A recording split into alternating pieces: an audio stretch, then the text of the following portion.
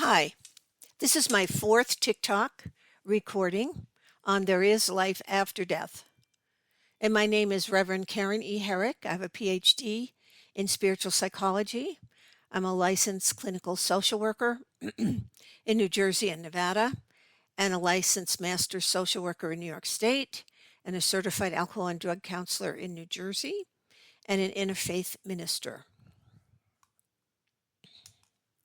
Federal law permits the reproduction, distribution, and exhibition of portions of copyrighted text, images, and videos for the purpose of reporting criticism, teaching, and parody. This video may contain material not authorized by the copyright owner. It is included for educational purposes on the understanding that it constitutes fair use under Title 17, Section 107 of U.S. copyright law.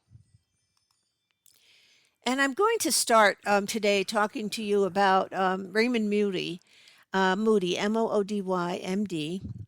He wrote the book Life After Life, which started the term near-death experience, which is why we have proof now of life after death, because of all the different people's experiences near death since 1975, and all of the different gifts, paranormal and spiritual gifts they've been given as a result of going to the other side and returning to Earth. Now, he has a book called Reunions, which is Visionary Encounters with Departed Loved Ones. And you might want to buy that book off of wherever you get your books. And I went down, Raymond was a consultant on my PhD committee, so I went down to his home in the South, and he reviewed my PhD, his portion of it. And this was what he talks about in his book, about if you want to have a vision of your deceased loved one in your dreams. So he says that before going to sleep, you write a note or a letter to your loved one telling them you want a dream visit. And he increased the bonds between he and the deceased by looking at photographs, recalling memories with them, perhaps talking out loud to them before he went into the mirrored room.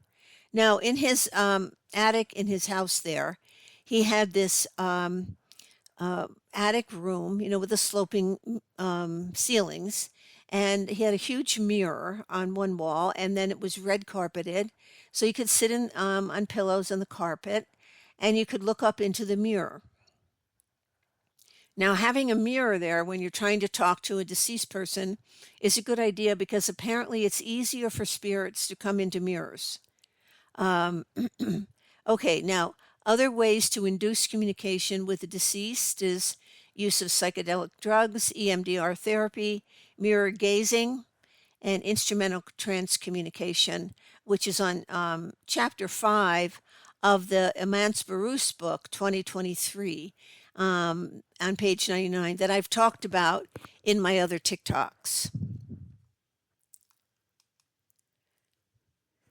Okay, so that's one way that you can see if you can have someone come into your dreams at night that you want to see.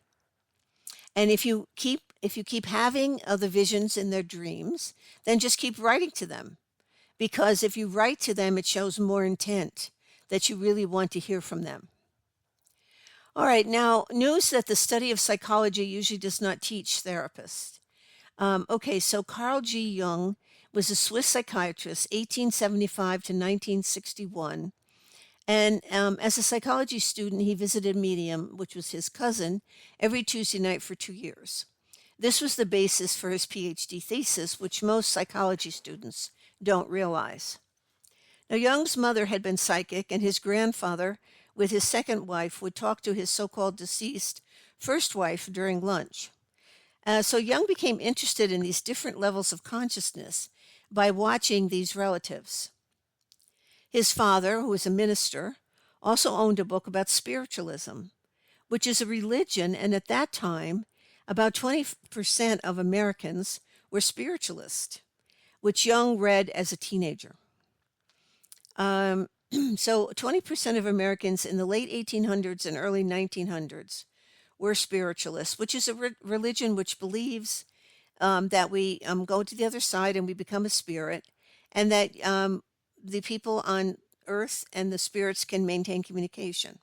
And usually you do that through a medium, which many spiritualists were mediums. Now, many people were interested in talking to their deceased loved ones because so many people had lost men during the Civil War. Now, 1% of the population in the United States now are spiritualists who believe in mediumship in their religion or philosophy. Okay, there's this V code. Now, therapists use a diagnostic manual, which you could review at any library.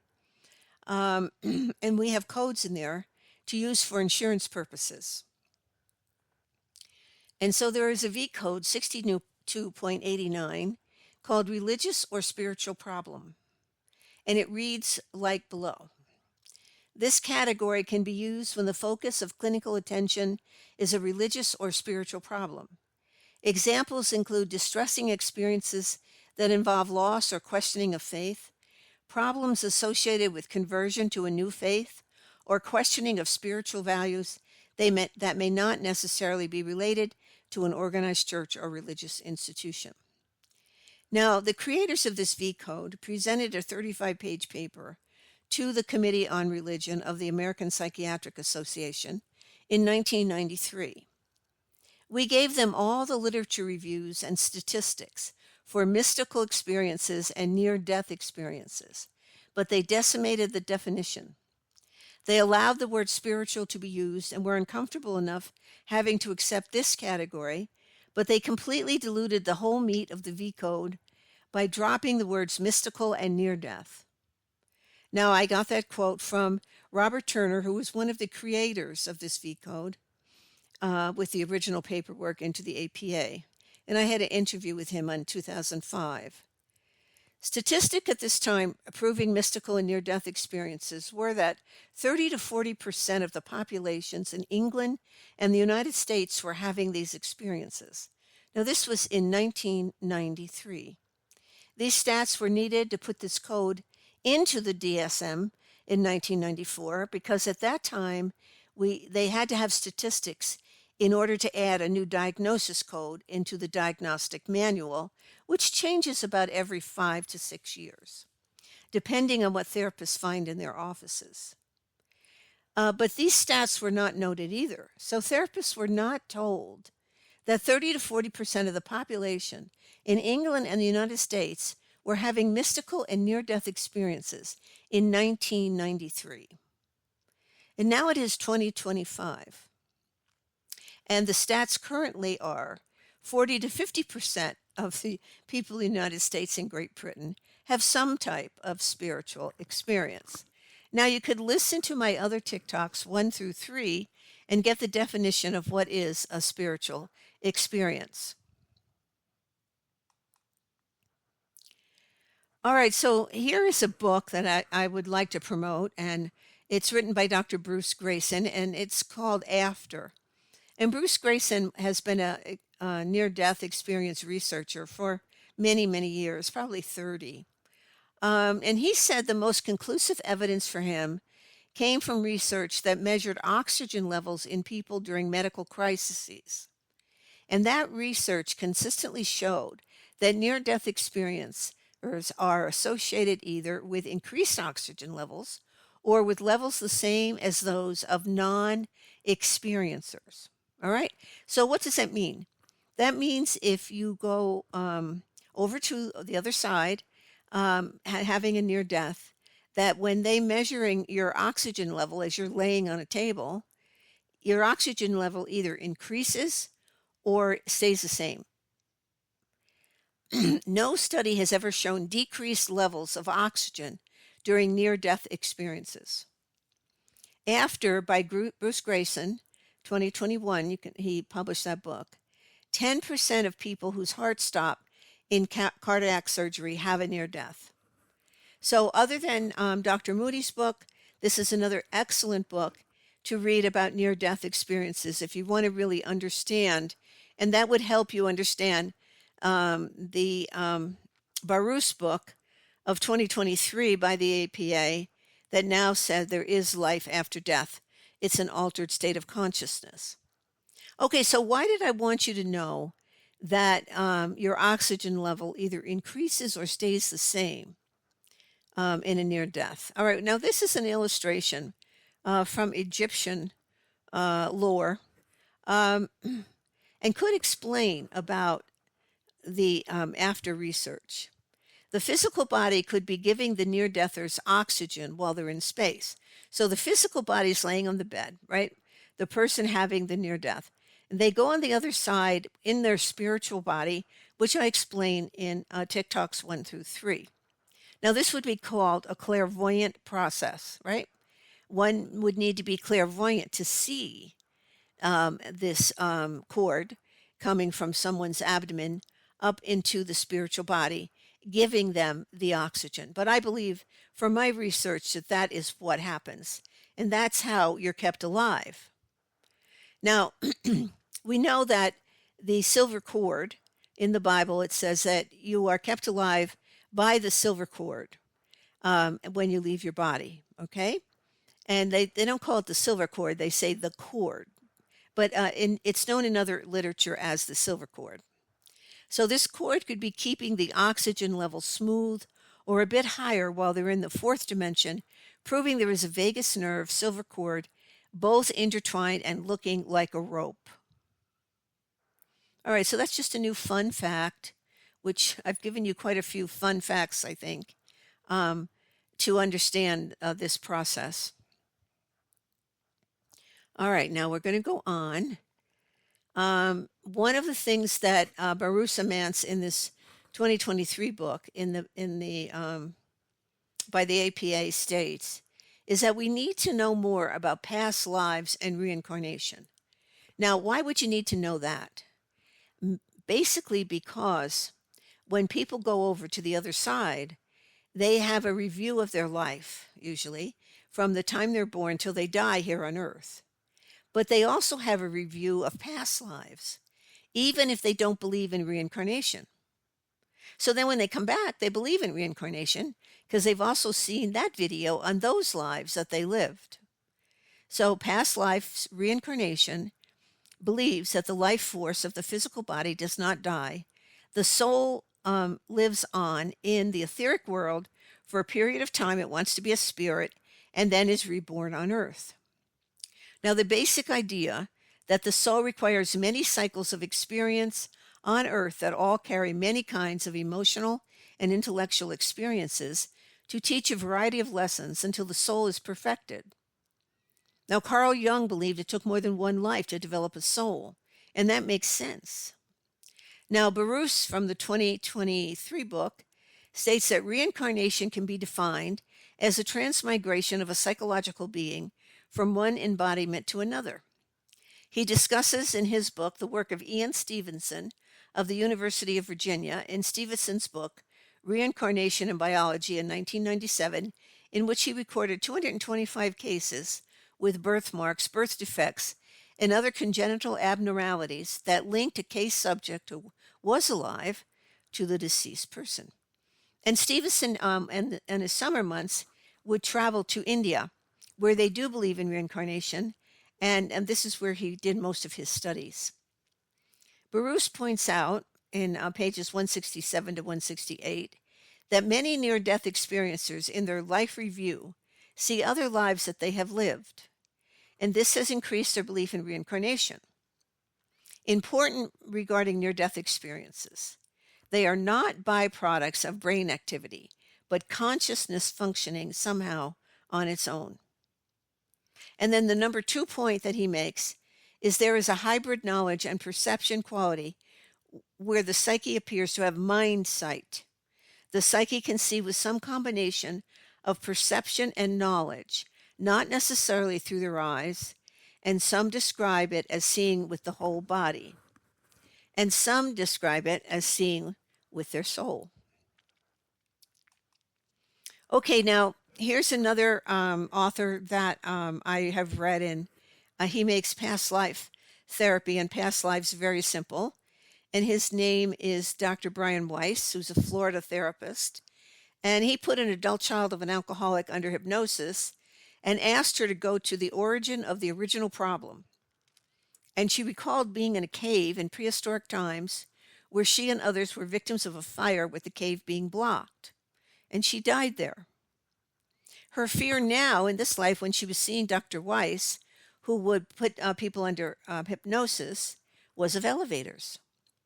So she told Brian her story, and the session ended. And when she returned in 2 weeks, she happily bounced into his office and told him, "Well, I'm not afraid of elevators anymore." This changed both their lives, and he then became a past life therapist as a result. And his book, Many Lives, Many Masters, it was printed in 1988. And you could read all about past life therapy if you need more education on that. So, Baruch Samantz, in his book, Death as an Altered State of Consciousness, that's put out by the APA 2023, wants you to know that death teaches us that we are a much more expanded human being than we ever believed. Important categories are deathbed phenomena, which includes after-death communication, mediumship, possession, near-death experiences, and past life experiences and reincarnation. William James, he did his study in the early 1900s, and he is sometimes known as the father of American psychology. And I've talked to you about him on my first 3 TikToks. And he gave some of the first descriptions in the field of psychology in his book, Varieties of Religious Experience, which not a lot of therapists are required to read anymore. Mostly theology students read this book. But I went through the book for my PhD thesis and took out all the different descriptions of spiritual experiences in the early 1900s that he described. And I thought that they would be worth having you listen to. So these are what the people talked about in his various stories that he tells about, Charlie and Mary and all these people that had these religious experiences. Okay, so number 1, voices are often heard, lights seen, visions witnessed, automatic motor phenomena occurred, as if an extraneous higher power had flooded in and taken possession of the person. Sense of renovation, safety, being clean, rightness can be so marvelous and jubilant as well toward one's belief in a radically new, substantial nature. So a person that has had a spiritual experience that he describes in his book, they feel like a new person. No words can describe the experience. Now, they try to describe it to you, but they often will say, I don't have the words to tell you because we don't have this kind of awe on earth. We experience when we go across to the etheric world and in other spiritual experiences. Bodily accompaniments, loss of sleep and appetite. Features of automatums, on the whole unconscious, convulsions, visions, involuntary vocal utterances, so they can say all kinds of words, and suffocation. They feel like they're going to be suffocated. So some of these experiences aren't pleasant. Hallucinatory or pseudo hallucinatory luminous phenomena where they see many, many lights, such as St. Paul's blinding heavenly vision in the Bible, Constantine's cross in the sky, ecstasy of happiness, field of consciousness, taken from the Varieties of Religious Experience, recorded in Herrick 2008. Okay, we have more. Yes, the first one noted is a sense of higher control, a new level of spiritual vitality, a relatively heroic level in which impossible things have become possible, and new energies and endurances. The central one is the loss of all the worry, the sense that all is ultimately well with one, the peace, the harmony, the willingness to be, even though the outer conditions should remain the same. The second feature is a sense of perceiving truths not known before. And the third peculiar one is of the assurance state is the objective change which the world often appears to undergo. There's an appearance of newness that beautifies every object. This sense of clean and beautiful newness within and without is one of the commonest entries in conversion records. So I think that his research should be noted. Okay, so we're drawing to an end of this fourth TikTok, and I thank you if you've been listening to me and just for listening today. I will be giving a webinar on Thursday next week, August 7th, on this exact subject on CEU.org. They call it Mind Over Matter, a cultural and scientific exploration of consciousness. So CEU.org online, and you can go to my page. I thank you for listening.